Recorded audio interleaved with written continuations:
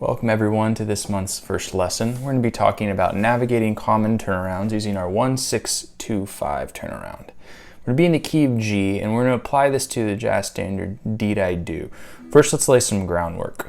Kind of the basic way of navigating these changes is through triad movement. And these triad movements are really important because they move by half steps typically, the kind of notes you want to target.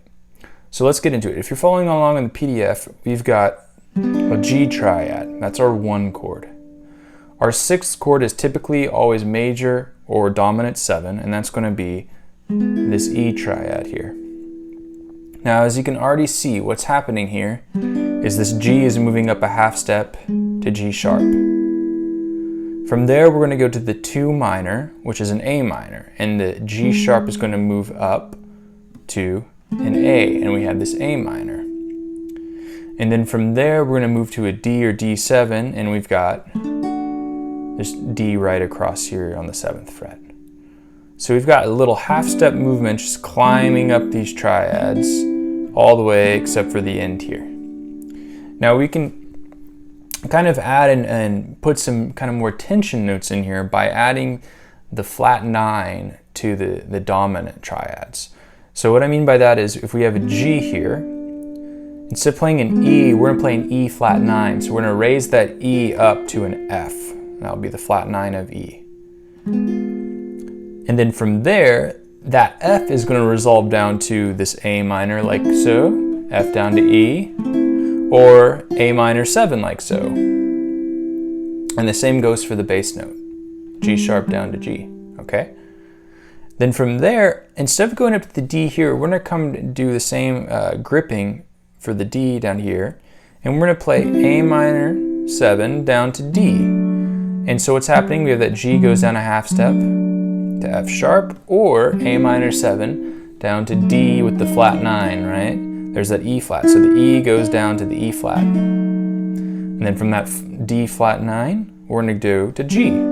So either F sharp goes up to G, or E flat goes down to D. So you can see in this, we have all these little half-step resolutions. And by just simply targeting these kind of 1 or 2 notes at a time as the chords go by, we can outline the changes and it sounds very melodic. So with that, let's go to example 1 and just look at simple ways of outlining this. We're going to play just a basic kind of outline that goes.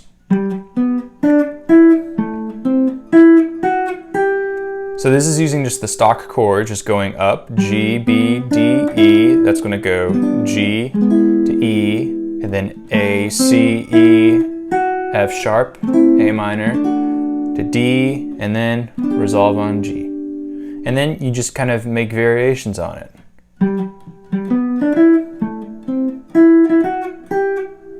You know, different ideas.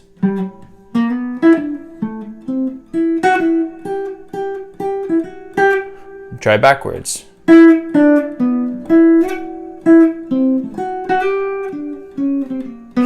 And you just mess around with the rhythm more.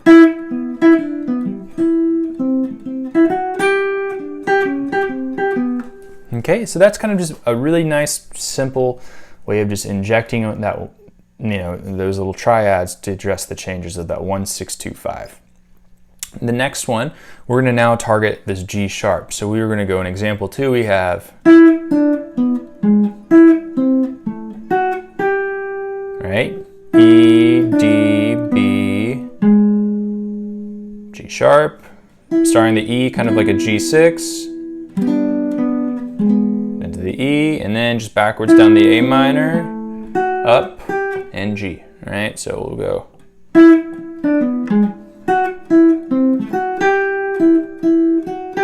Different variations.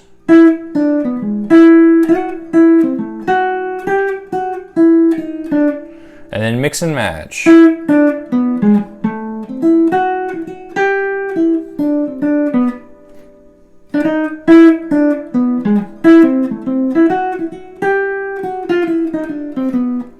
And you're outlining the changes just like that.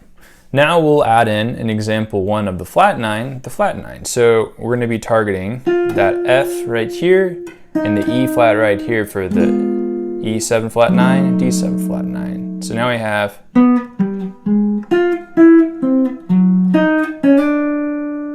right? So slowly, that's G, up to the G sharp. That's all over the E chord, and then coming down, this is over the A minor 7, F sharp, E flat, D. And if you notice, those intervals, we've talked about that before in past lessons. That's a 6th, and that's just a common kind of sound of resolving. We've talked about that one.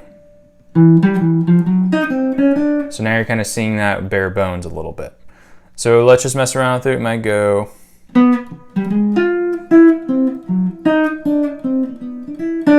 Again.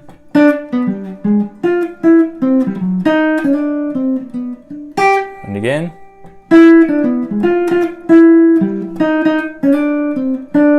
And then with the past ones, I might go.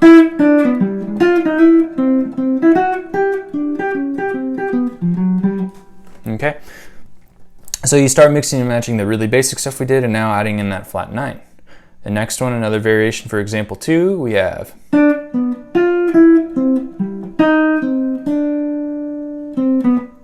Okay, so this one's cool because it's doing this D to B, F to E, right? And then we have A minor, and then. So you get this kind of chromatic down like that. So variations.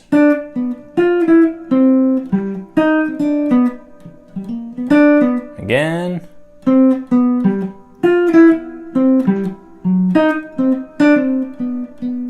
Another one.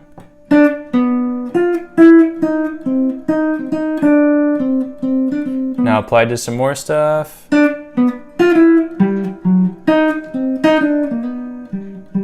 Some more.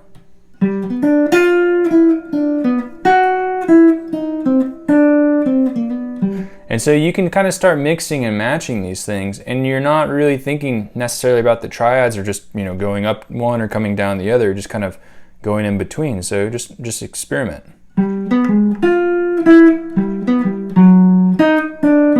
And it's okay if you add other notes in it. You could go.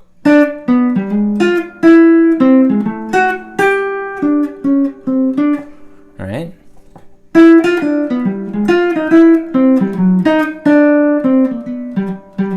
Okay, so that's kind of your basics of where those are. So just apply them to the other grips around the neck. Now the next thing you can do is a cool little trick. It's this idea where you take the triad and you start on one of the chord tones and you just kind of descend from it. And what you do is you set a pattern on the first one and you're trying to outline the G and the E, or just more kind of generally the 1 and the 6. So you're looking for those notes that change. So if we're looking at the PDF at 15, you've got this. Okay, so you can easily see that we're just coming out of this G chord here, D, C, B, and then highlighting that E, that G sharp, right? So that's getting that G to E change. So the trick now is you just move it down a whole step. And it highlights the A minor D7 or the 2 minor, the 2 minor to the 5. So you can now go.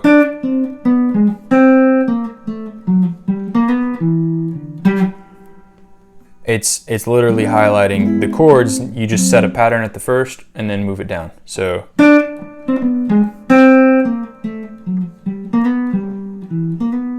Okay, and then you can do that off of each one. So that's descending from the 5th. If we descend from the 1st, we could do this.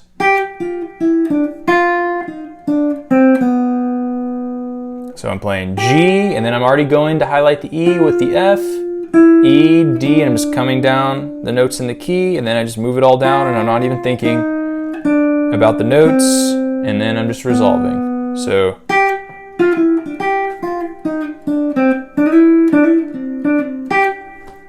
Okay, so that's from the G. And then for the B, we could play like that. You run out of frets, so I'm just bumping up an octave, and I'm going to play B, A, G sharp, F, and down a. And look at this here. I mean, you have B and A, that's all in G, and then we're highlighting the E here, and look, there's our E triad. So, and then there's our D. So it's really simple, just a kind of a little visual trick.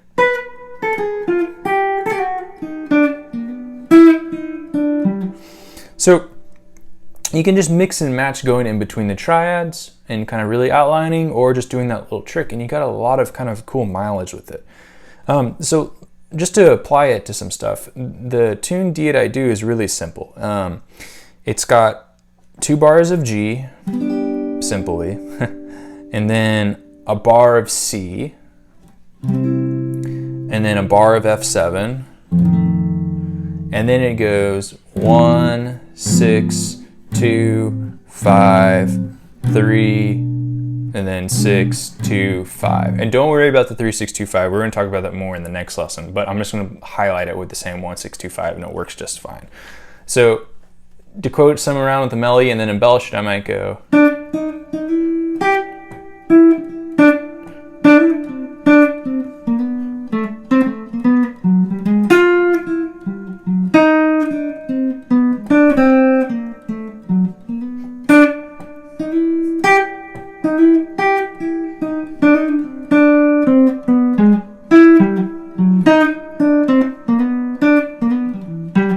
Right, and that's just the A section. So try something else.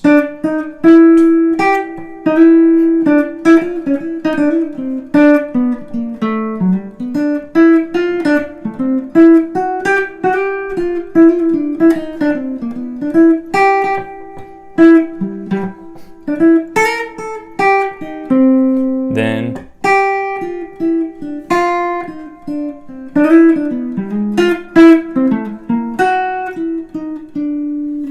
okay, so you can kind of see a little more of how that's useful. One more.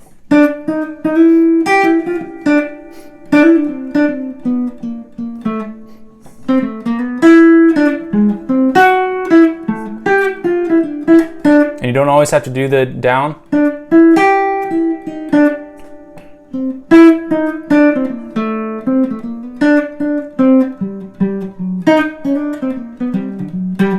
So in that last one, I just kind of use more blues and more of kind of just in the key, and then I just grab little snippets of it, right? You don't always have to just like follow through the entire thing. You can kind of dip in and get it and kind of highlight it and then pull back out. Or you can play just kind of, you know, blanket blues, blanket G major stuff out of your chord shape, and then you grab it and then come back.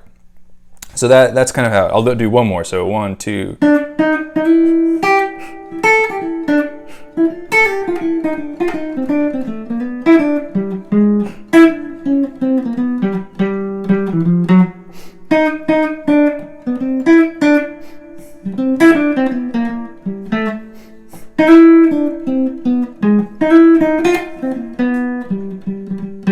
So that, you know, just little dips in, dips out, and vice versa.